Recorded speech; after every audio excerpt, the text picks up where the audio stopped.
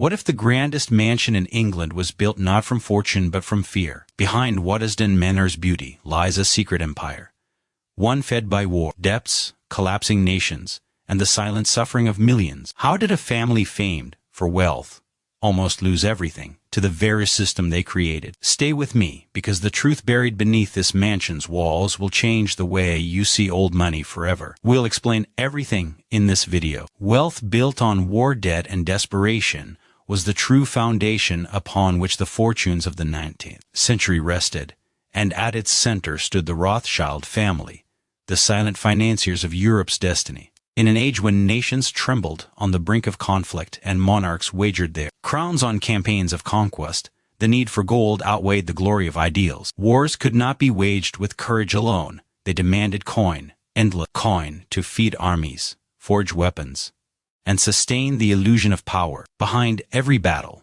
behind every treaty, behind every victory march, there were ledgers filled with numbers. Numbers that determined the lives of millions. It was here, in these ledgers, that the Rothschilds' empire truly began. When kings could not trust their allies, they turned to the family that had no throne, but ruled through trust alone. The Rothschilds lent money not merely as bankers, but as the arbiters of survival. Their power was quiet, invisible, yet absolute. They did not fight wars, yet they decided who could afford to. They did not raise flags, yet the winds of battle shifted according to their accounts. Governments borrowed in desperation, mortgaging future generations to pay for present ambition. And when the smoke cleared, when the cannons fell silent, the victors and the vanquished alike found themselves bound by the same invisible chain, debt. This debt was not only a financial burden, but a form of control. It determined alliances, dictated trade, and reshaped nations. The Rothschilds, with their vast network spanning London, Paris, Vienna, Frankfurt, and Naples, became the veins through which Europe's financial lifeblood flowed. Messages and funds crossed borders faster than any army could march. Their couriers carried more than currency. They carried the pulse of empire. Yet this system, so intricate and formidable, was also perilous. The family's fortune rose and fell with the fate of the very nations they funded. Each war was both an opportunity and a threat. Each loan a gamble against the collapse of civilization itself. War debt was not born of greed alone. It was born of fear. Governments feared defeat, investors feared ruin, and families feared hunger. When treasuries ran dry, paper promises replaced gold, and those promises required belief. Belief that the future would be better, that debts would be repaid, that peace would return. But belief is fragile, and the Rothschilds' mastery lay in sustaining it. They became the keepers of confidence, the merchants of stability in a world that no longer understood it. Through their loans, they provided not just money, but the illusion of safety, the reassurance that chaos could be controlled with numbers. As wars expanded, so too did the family's reach. Bonds issued in their name financed the armies of emperors and the defenses of kings. Yet every transaction was shadowed by risk, inflation, political upheaval, and the ever-present danger of default haunted even their immense wealth. The money they lent to nations at war was not conjured from thin air. It came from investors, from merchants, from those who trusted that their fortunes would multiply in peace. When peace failed, when currencies collapsed, it was the Rothschilds who bore the rage of the world. They were blamed for profiting from misery, accused of engineering wars for gain. Yet few understood that they too were prisoners of the system they had mastered. War debt transformed the very nature of wealth. No longer tied to land or labor, it became abstract, a promise written in ink rather than toil. The Rothschilds thrived in this abstraction. They saw value where others saw despair. They bought bonds when nations fell, confident that they would rise again. They lent to enemies and allies alike, knowing that the victors would still owe them at the end. But behind this brilliance was an unrelenting pressure, an endless vigilance against collapse. A single rumor, a single failed payment, could unravel years of fortune. It was a world of constant tension, where even the richest men could not sleep without the specter of loss. And as they accumulated wealth, the world around them suffered. The money that filled their accounts came from the taxes of the poor, from the sweat of laborers who worked longer hours to pay for wars they did not choose. Bread grew scarce, prices rose, and wages stagnated while governments drained their economies to service debts owed to financiers. The ordinary people of Europe, the cobblers, the farmers, the seamstress, became the invisible contributors to empires of gold. Their sacrifices were not written in history books, yet they were the silent foundation upon which mansions like Waddesdon were built. Every brick in that grand estate carried the weight of invisible struggle. Behind its polished marble lay the echo of factory floors, the clatter of coins collected by tax collectors, the sighs of families displaced by the relentless machinery of finance. The Rothschilds themselves may not have wielded whips or commanded armies, but their power reached into every corner of daily life. Through their control of credit, they shaped economies, dictated trade routes, and influenced the course of nations. Wealth, in their hands, became a force that could topple governments or preserve them. It was both salvation and damnation, depending on which side of the ledger one stood. Yet it would be unfair to call them villains in a simple tale of greed. They were survivors of persecution, outsiders who rose through intellect and innovation. Their success was not born of cruelty, but of understanding. Understanding that the world was ruled by numbers, not swords. In lending to governments, they found a way to protect themselves in societies that had long excluded them. Every bond they issued was both a transaction and a shield, proof that even the persecuted could wield power if they mastered the art of necessity. Their wealth was not only a product of war, but also a response to centuries of exclusion. They turned vulnerability into strength, exile into empire. Still, the system they perfected demanded sacrifices. It consumed peace as fuel, feeding endlessly on the instability of nations. The greater the crisis, the greater the need for credit, the greater the debt, the greater their influence. It was a paradox they could not escape.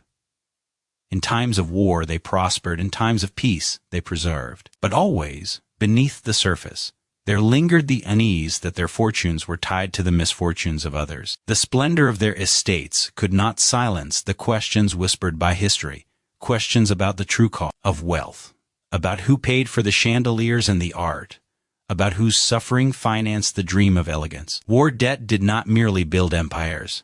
It redefined morality. It blurred the line between necessity and exploitation, between service and self-interest. The Rothschilds stood at that intersection, navigating it with both brilliance and caution. Their story is not one of simple villainy, but of a deeper tragedy, that the world's greatest wealth was born not from abundance, but from desperation. That gold, for all its luster, was only the reflection of countless unseen sacrifices. And so the story of their rise is also the story of the world's struggle with its own dependence on debt, a cycle that turned human fear into fortune, and left behind monuments as beautiful as they were burdened. The Rothschilds' hidden struggle for financial stability began not in the gleaming halls of their mansions, but in the shadowed corners of a Europe constantly trembling under the weight of change. To the world, their name was a synonym for wealth, a dynasty of gold, omnipotent and unshakable. But behind that polished facade, there existed a constant and silent war, not fought with armies or weapons, but with risk, calculation, and sleepless vigilance. Every coin earned was a promise held against collapse.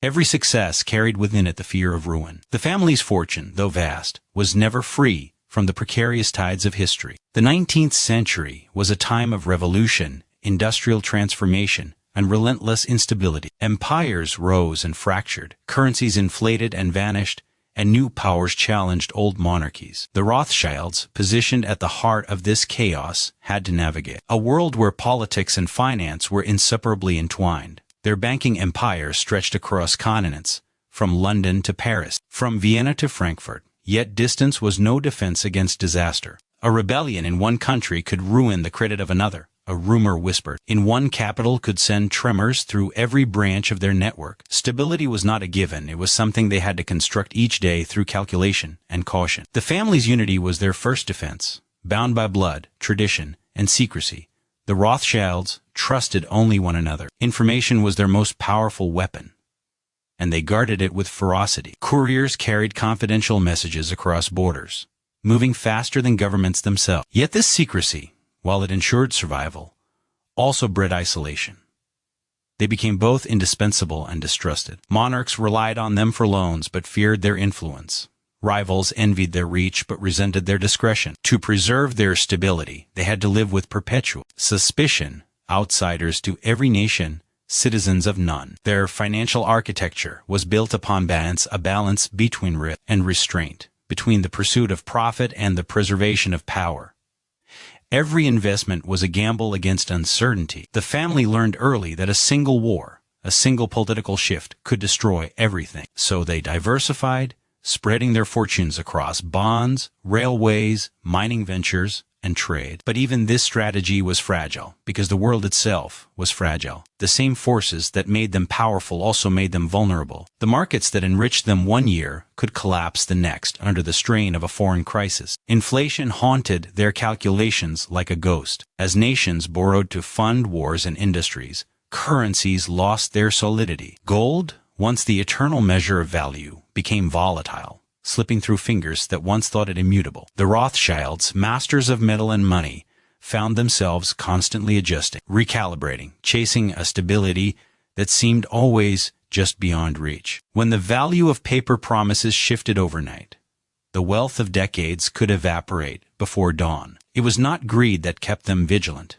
It was survival. Behind their marble facades, letters crossed daily between family members, letters filled with numbers, worry, and restraint. They wrote of governments in peril, of investments at risk, of markets trembling under unseen pressures. They monitored revolutions as a doctor monitors a patient's pulse, noting every sign of fever or decline. To the public, they appeared serene, unbothered, untouchable. In truth, every moment of calm was the product of invisible labor, of decisions made in silence, of risks weighed and endured. Their stability was not a natural state. It was an act of will.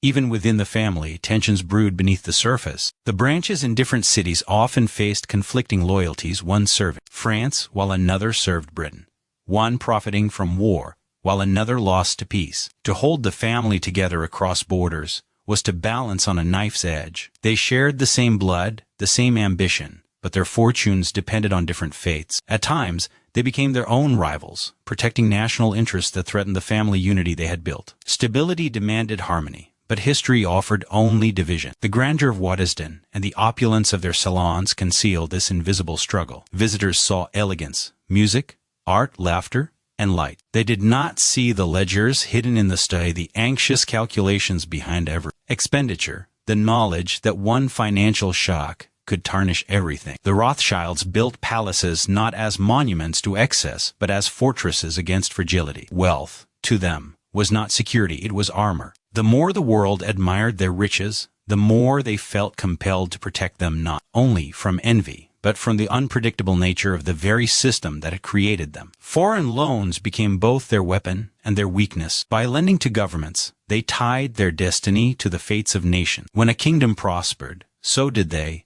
When a nation defaulted, they carried the loss in silence. They became too entangled to step away, too vital to withdraw. Every crisis demanded intervention.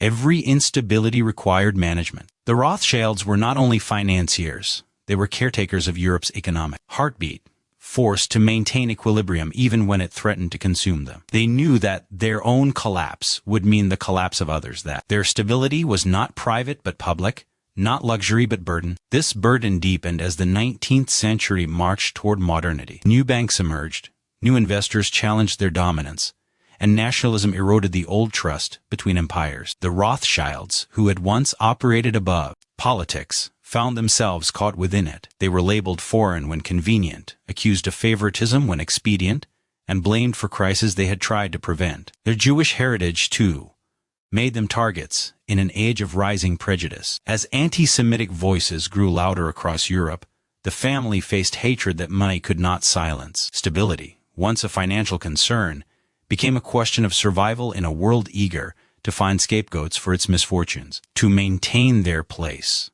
they adapted. They invested in railways and infrastructure, in steel and steam, the engines of progress. But progress itself was unstable, driven by speculation and boom and bust cycles. For every triumph in industry, there came panic in the markets. The Rothschilds' wealth expanded, but so did their anxiety. The larger the system became, the harder it was to control. They could influence markets, but they could not dictate human emotion. The fear, the greed, the irrational tides that moved men and money alike. Their correspondence reveals this hidden human side. The exhaustion of endless calculation, the frustration of dealing with unstable governments, the grief of loss disguised as business caution. To the outside world, they were titans. To themselves, they They were custodians of an empire built on trembling ground. Their financial stability was never a finished state. It was an endless pursuit, an unending act of preservation. Every decision had to anticipate catastrophe. Every investment had to foresee collapse. And through it all, they understood the greatest irony of their legacy, that the more stable they became, the more fragile the world around them seemed. Their success was a mirror held up to Europe's weakness. The nations that borrowed from them had bound their fates to their creditors. Stability itself became a performance, a delicate illusion maintained through confidence and control. The Rothschilds had learned that the world's wealthiest family could never afford the luxury of peace. They lived not in the comfort of certainty, but in the vigilance of survival, maintaining balance. On the edge of an ever-crumbling world, their fortune forever shadowed by the fear of losing it, Waddesdon Manor rose not merely as a home, but as a symbol, a fortress of elegance, meant to contain chaos, a monument built not from ease, but from anxiety. It stood upon an English hill like a dream plucked from the Loire Valley, its turrets and spires catching the light, as if they could defy the darkness that haunted the age. To those who approached its gates, it seemed a masterpiece of refinement, an expression of wealth so vast it appeared untouchable. Yet beneath the marble and gold lay something more complex, a deep and deliberate act of control. For the Rothschilds, Waddesdon was not just a display of affluence. It was a calculated statement to the world, a response to fear, to scrutiny, to the uncertainty of power that could vanish as swiftly as it was gained. Ferdinand de Rothschild commissioned Waddesdon in the late 19th century at a time when the world around him was changing faster than even money could predict. Industrial expansion was rewriting the rules of status. New fortunes rose from factories and mines, challenging the supremacy of old banking houses. Monarchies trembled under the pressure of democratic movements, and the public, disillusioned and restless, began to question the foundations of privilege itself.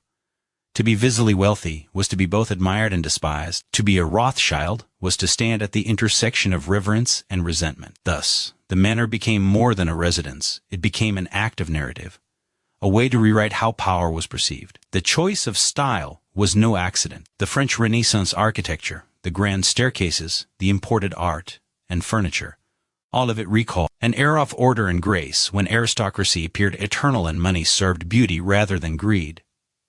By recreating the past, Ferdinand sought to control the present. Waddesdon was designed to look timeless, to suggest that the family's fortune was not fleeting speculation, but a lineage as enduring as stone. It was an illusion of permanence, and yet every brick whispered the opposite, that beneath the grandeur lay an empire built on markets, on fragile depths, on the restless machinery of global finance. Within its walls, everything was deliberate.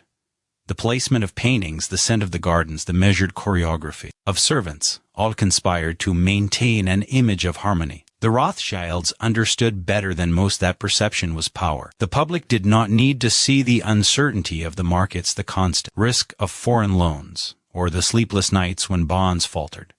They needed to see stability. They needed to believe that wealth could be serene. Waddesdon was that illusion made tangible, a stage where control masqueraded as comfort. But the cost of this control was isolation. The house, magnificent as it was, stood apart from the world that surrounded it. Beyond its gates, farmers and workers faced the grinding consequence of an economy stretched thin by empire, taxation, and speculation. Inflation bit into wages, food grew dear, and the promises of prosperity rarely reached the common people. Inside, however, everything glittered. The contrast was painful, and perhaps that was the point, to draw a clear boundary between the chaos outside and the order within. Waddesdon's beauty was not simply decorative, it was defensive, a wall of art and architecture, shielding its owner from the tremors of a world he could not entirely control. Ferdinand himself, though born into privilege, carried the burden of legacy like a weight. The Rothschild fortune had been built through centuries of cautious calculation, yet it was always shadowed by the precariousness of being outsiders in Europe's ruling circles. Wealth had not erased their difference, it had only magnified it. Anti-Semitism lingered, subtle and poisonous, in the salons of power. Waddesdon, with all its grandeur, was both invitation and defiance, and assertion that the Rothschilds could equal or surpass the nobility that once excluded them. But the very act of asserting it revealed a tension beneath that acceptance could never be bought, only performed. Inside those walls, the rhythm of life was orchestrated to perfection. Banquets glittered with candlelight, orchestras filled the halls, and guests marveled at the precision of every detail. Yet beneath the laughter and applause ran an undercurrent of discipline. Every performance of grandeur required maintenance. Every gesture of ease required labor. The staff worked in silence, hidden behind corridors and staircases designed so that service remained invisible. The house itself became a metaphor for the Rothschild world. Visible wealth supported by unseen struggle, elegance masking effort, mastery concealing fear. Beyond the social pageantry lay the quiet, unspoken truth that Waddesdon was also a statement of survival. To possess such power in a volatile age was to invite scrutiny from all directions: governments, rivals, the public. Ferdinand's vision was to create a space where the family's authority could not be questioned, where art and architecture could silence suspicion. But the more magnificent the estate became, the more it invited fascination and envy. The world could not resist peering into its secrets, wondering what lay beneath the perfection. And what lay there was not greed, but the relentless anxiety of holding something that could be lost overnight. Waddesdon's opulence was born from the same financial storms that threatened it. Every carpet, every chandelier, every imported antique was paid for through the delicate machinery of credit and investment. The same system that financed empires financed the estate's beauty. But that system was volatile, always vulnerable to rumor, to revolution, to the unpredictable flow of global markets. The house appeared eternal, yet it was sustained by forces that were anything but stable. In its splendor lay contradiction, a monument to control built upon uncertainty itself. Even in its most tranquil moments, Waddesdon carried an air of tension, as if the house itself understood the fragility of what it represented. Its perfection was not the serenity of peace, but the stillness of balance. A balance that could not be disturbed without everything falling apart. The gardens, manicured to symmetry, mirrored this philosophy. Every path calculated, every flower arranged to maintain the illusion of nature disciplined by order. This pursuit of control was not vanity, it was necessity. For a family that had seen how quickly fortunes could shift, how swiftly security could become suspicion. Beauty was a kind of resistance, a refusal to yield to the chaos that defined the century. The visitors who came to Waddesdon saw refinement, hospitality, culture. Few saw the fear beneath it, the fear of collapse, of scandal, of the invisible forces that could undo a lifetime's work. Ferdinand entertained royalty and ministers, not merely for pleasure but to secure the family's position in a society that still regarded them with unease. Every dinner, every concert, every carefully curated conversation was part of a larger performance, one that sought to prove the Rothschilds belonged among the old elite, not as bankers to kings, but as peers among them. And yet, for all its grandeur, Waddesdon was haunted by the knowledge that no amount of wealth could guarantee permanence. Empires were crumbling, revolutions simmered, and new ideologies questioned the very foundations of inherited power. The Rothschilds, though masters of finance, could not master the tides of history. The house, in its silent magnificence, bore witness to that truth. Its rooms, filled with art and laughter, also contained the echoes of caution, of watchfulness, of a family that understood how fragile dominance could be. Control, for them, was never a luxury. It was survival disguised as grace. Waddesdon was not only a home of leisure, but a stage of vigilance, a place where every line of architecture, every gesture of wealth, was a reminder that power without control was meaningless. The estate's beauty was both triumph and shield, built to command admiration but also to conceal vulnerability. Beneath its chandeliers lay a truth too human to be spoken aloud, that even in the height of splendor, the fear of loss never left the room. That beneath every polished surface was the pulse of a world held together not by gold or glory, but by the fragile illusion that either could last forever. The invisible cost paid by ordinary people is the part of history that rarely makes its way into the marble corridors of mansions or the archives of power. It lingers instead in the margins, in the weary eyes of workers, in the trembling hands of mothers counting coins, in the silence of fields where once laughter echoed before war and debt took their toll. Beneath the splendor of Waddesdon Manor and the wealth of the Rothschild dynasty lay a network of burdens carried by millions whose names were never recorded. They did not sign the loans or attend the banquets, yet their labor, their taxes, their hunger, and their sacrifices became the invisible foundation upon which the empire of capital was built. Every great fortune, especially in the age of industry and empire, required not only genius and vision, but also endurance from those who had none of the rewards. As governments borrowed money to wage wars or sustain expansion, the repayment of those debts was extracted from the people through taxes and inflation. The price of stability for one class became the price of suffering for another. When states owed vast sums to their creditors, they tightened their grip on their citizens, raising duties, cutting wages, and imposing austerity long before the word existed. The Rothschilds, as the financiers of nations, were entwined in this system. Their loans made empires possible, but they also made the lives of common people more fragile, as the cost of credit filtered down in quiet, devastating ways. For the peasant, the soldier, the craftsman, and the miner, the world of high finance was invisible, yet its effects were felt with cruel immediacy. A fluctuation in currency, a war financed across borders, a government default, each of the events changed the price of bread, the value of labor, and the possibility of survival. When governments turned to borrowing instead of reform, it was the ordinary citizen who shouldered the invisible repayment. Every interest payment to a banker meant another tax levied upon the people. Each gleaming chandelier in a mansion somewhere represented 1,000 unseen sacrifices made in the dim light of tenement homes. Wars, the great engines of debt, consumed not only the wealth of nations but also the bodies of their poorest. Soldiers were drawn from farms and factories, their lives funded by loans negotiated in quiet offices far away. Bonds were sold to fund armies, and those bonds promised returns that could only be paid by generations yet unborn. Thus, the peasant's son fought on the battlefield, while his family paid for the weapons that killed him. The cycle was merciless. The financier's risk was measured in coin, the laborer's risk was measured in blood, and yet both were bound to the same wheel of necessity, one by profit, the other by desperation. Even in times of peace, the burden did not vanish. Industrial expansion, fueled by borrowed capital, brought progress to cities but hardship to workers. The factories that emerged from the financing of the 19th century were symbols of innovation but also of exhaustion. Men, women, and children labored in conditions designed for efficiency, not humanity. The wealth that accumulated in the drawing rooms of the powerful was drawn from the sweat that soaked factory floors. Inflation, driven by the flow of wartime spending and unstable currencies, eroded whatever small comfort the poor could achieve. Wages lagged while prices soared, and the rhythm of daily life became a struggle between subsistence and starvation. The Rothschilds themselves were not cruel masters but architects of a system that had no face, only consequences. They operated in a world where numbers decided fates. When a government defaulted, they restructured debt.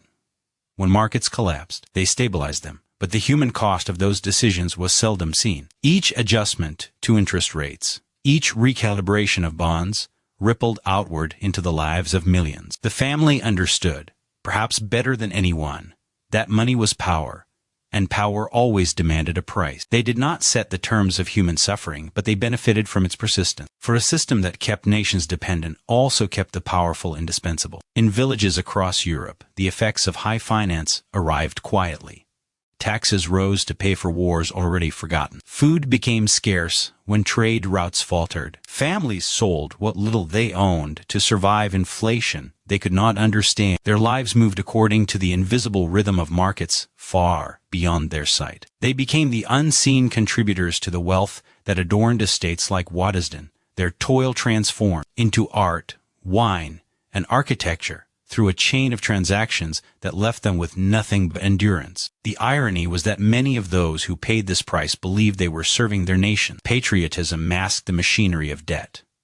Men enlisted believing in honor, unaware that their bravery was financed through promises that would haunt their families for decades. Women worked longer hours, filling the factories while their husbands fought, unaware that their labor was a quiet form of repayment.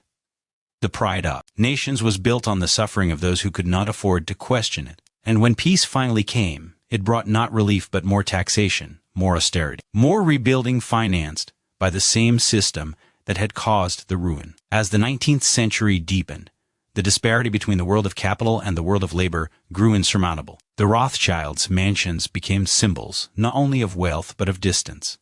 Distant from the struggles of the people whose lives were bound to the same economy. The marble floors that reflected candlelight so perfectly reflected also the world's inequality. Beneath them lay the invisible history of the working class, the farmers who lost their fields to pay taxes, the factory hands who inhaled coal dust to fuel industry, the children who labored instead of learning. Each carried a fragment of the burden of empire's wealth, yet none shared in its comfort. This imbalance was not lost on the thinkers of the age. Writers, revolutionaries, and reformers began to question the morality of a system that made a few men the creditors of kings and left the multitudes in debt to both. The Rothschilds were often named in these critiques, not for personal cruelty, but as symbols of the vast and impersonal machinery of finance that had come to rule modern life. To the common people, they were mythic figures, the embodiment of money itself, unreachable, unanswerable, untouchable. But behind the myth lay a truth more tragic than monstrous,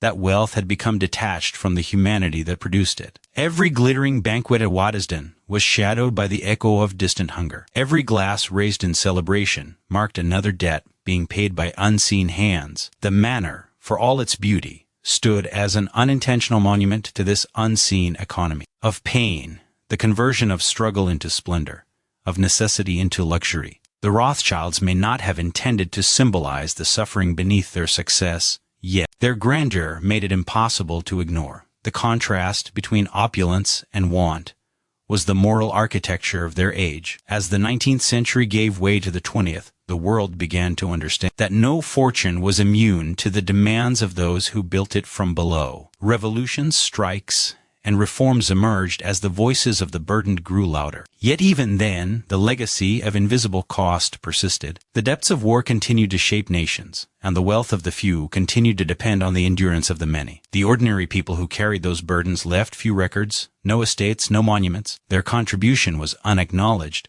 absorbed into the splendor that history preferred to remember. In the silence of Waddesdon's grand halls, one can almost hear them still, the echo of footsteps that never walked those floors, the quiet labor that made the impossible seem effortless. The invisible cost remains not as accusation, but as a reminder that beauty and suffering have always been entwined, that every empire of wealth is built, in part, upon the patience and pain of those whose names are never spoken. Beauty as a veil for the burdens of empire is a truth woven into every gilded frame, every manicured garden, every shimmering facade of estates like Waddesdon Manor. The splendor of such places was never merely an indulgence in art or luxury, it was a deliberate act of concealment.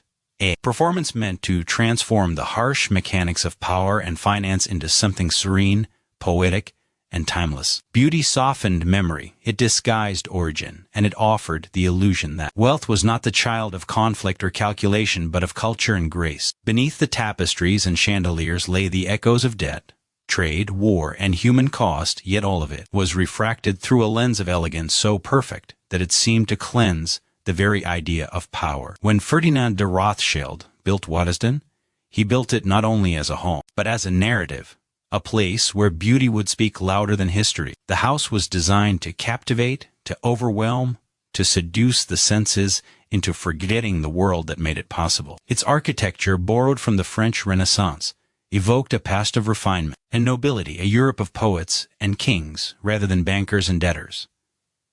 In those walls, wealth could transcend its origins. The cold arithmetic of finance could be translated into the warmth of artistry. Paintings of myth and splendor replaced the ledgers of trade. Sculpture replaced statistics. Light replaced labor. Beauty became the moral disguise of power, a language through which wealth justified itself. The Rothschilds understood, as many of the powerful have throughout history, that beauty is not merely decoration, it is persuasion. It transformed suspicion into admiration, envy into awe. For a family whose fortune had grown from the invisible world of loans and bonds from transaction that often brought misery to others, beauty was a means to reimagine their identity. Art and architecture became the currency of redemption. Every portrait hung in Waddesdon, every antique collected from distant centuries was part of a story, carefully curated to suggest legacy, taste, and cultural stewardship rather than mere accumulation. The house itself became a moral argument that those who could create such splendor must somehow deserve their power. Yet behind that perfection was unease. Beauty, though radiant, carried the weight of contradiction. The Rothschilds' art collections, their gardens, their salons filled with laughter and light, all these things were born in a world that was restless and volatile. Outside the gates of Waddesdon, Europe was shifting under the strain of industrial change, nationalism, and class tension. Factories darkened the skies, strikes erupted in cities, and across the continent, poverty remained a wound that refused to heal. The beauty within the manor was a fragile world set apart from this turbulence, a sanctuary built from denial as much as from design. The more the outside world trembled, the more serene the interiors became. It was not indifference that created this contrast, but fear that the world's chaos might one day invade the serenity of art. In this way, beauty functioned as both mask and shield. To the guest walking through Waddesdon's galleries, the sight of paintings by Watteau or Gainsborough, soft glow of French crystal, the rhythm of music drifting through the rooms, all of it suggested harmony. But harmony does not exist without discord. The manor's perfection was achieved through labor invisible to those who enjoyed it. Gardeners trimmed each hedge to symmetry. Servants polished each surface to reflection. Craftsmen and restorers maintained the illusion of permanence. Even the beauty of the estate depended on discipline, on human hands repeating the same gestures each day to sustain the image of timelessness. Beneath the grandeur of art lay the same principle that governed the world of finance: constant vigilance, endless maintenance, the refusal to let anything collapse. The Rothschilds did not create beauty only for themselves. They opened their collections, their gardens, and their estates to guests, scholars, and artists. In doing so, they transformed private wealth into public wonder. Yet this generosity, however sincere, also served a deeper purpose. To be patrons of beauty was to claim moral legitimacy. Art softened the image of banking. It allowed the family to appear not merely as possessors of money, but as guardians of civilization. The estate became a performance of benevolence, a demonstration that wealth, properly guided, could elevate humanity. But beneath this ideal was the lingering knowledge that such beauty was possible only because others had paid a different kind of price. The art of the manor floated above the toil that sustained it, detached from the world of scarcity that surrounded it. There is a kind of melancholy hidden within the beauty of Waddesdon, the melancholy of knowing that art, however perfect, cannot erase its context. The paintings on the walls depict pastoral peace, noble leisure, divine grace, scenes untouched by hunger or war. But outside those frames, history was not so kind. Each century of European art that adorned the manor was born in eras of turmoil, revolutions, plagues, exploitations, crusades of empire. Beauty has always existed beside suffering, and perhaps that is why it endures, because it gives shape to what humanity wishes to remember, instead of what it must endure. Waddesdon's beauty was no different. It was memory purified, the harshness of the world distilled into light and color. The manor's gardens offered their own kind of illusion. Every flower, every avenue, every fountain followed the geometry of control. Nature, which in its wild form defies ownership, was here tamed into obedience. The garden became an emblem of mastery, a landscape rewritten to obey human desire. It was the same philosophy that governed the Rothschilds' financial world, the belief that chaos could be subdued through order, that unpredictability could be disciplined into elegance. Yet the more perfect the design, the more artificial it became. Beneath the fragrance of roses lay the unseen effort of countless gardeners, the hidden machinery of irrigation, the constant trimming that kept nature from revealing itself. In this, beauty was not freedom but restraint, a mirror of the discipline required to maintain wealth itself. Visitors often described Waddesdon as magical, as if it existed outside of time. That illusion was its greatest success. To step inside was to forget the century's noise, the revolutions, the debt crisis, the growing divide between rich and poor. It was as if the house could suspend history, as if beauty could stop time. But time, though banished from sight, remained in every corner. The fading pigments of paintings, in the slow decay of furniture, in the quiet erosion of stone. No beauty, however radiant, could escape the truth that everything built on the earth carries the memory of impermanence. The Rothschilds knew this, even as they tried to resist it. Their investment in beauty was not only pride, but an act of defiance.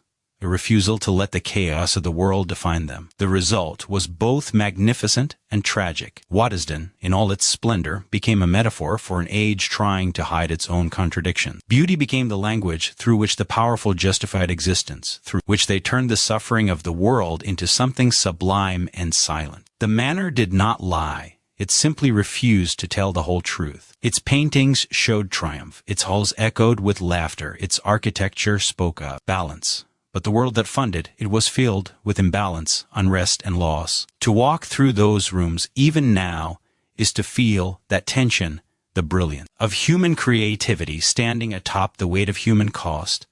Beauty made it bearable, made it meaningful, even noble. Yet, the closer one looks, the more one senses what the light was trying to hide. Behind every framed horizon lies the edge of history. Behind every shining surface the shadow of its making. The Rothschilds, in crafting Waddesdon's perfection, did what all empires have done. They used beauty not to deceive, but to endure, to transform the burden of power into the appearance of grace, and to make the passing of centuries look, for a moment, like peace.